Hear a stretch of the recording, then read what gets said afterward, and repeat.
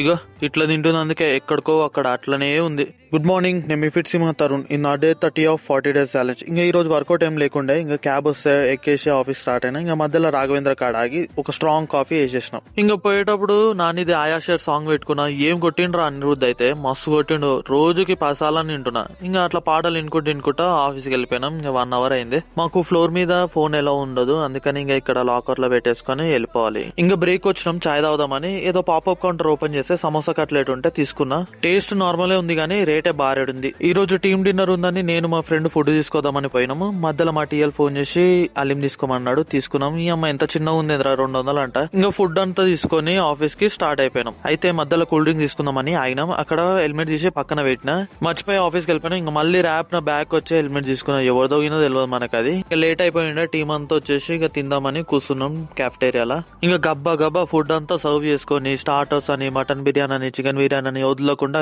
దంచి పెట్టినాం. తిన్నాక గ్రౌండ్ ఫ్లోర్ పోయి వాక్ చేద్దాం అనుకుని లిఫ్ట్ కాడ వెయిట్ చేస్తే 10 నిమిషాలు అయింది. దాన్నే నీ అమ్మ ఇట్లా కాదని మెట్లు దిగేసి కిందికి వెళ్ళిపోయి వాక్ చేసిన. ఇంక ఈ రోజు మా ఫ్రెండ్ ఒక ఆయనది లాస్ట్ డే, సీనియర్ అనలిస్ట్ ఆయన. ఇంకా అట్లా కేక్ తీసుకొని వచ్చినాం. కొంచెంసేపు లౌడ్ పని చేసి కేక్ కట్ చేపించినాం ఆయన తోటి. కేక్ కట్ చేసినాక ఇంకోసేపు లౌడ్ పని చేసినాం, టైం పాస్ కావాలని. ఇక కేక్ తినేసి ఇక లాగౌట్ చేసుకుని ఇంటికి వెళ్ళిపోయినాం. ఇంకా వీడియోలు ఏం తీసుకోలే. బాయ్.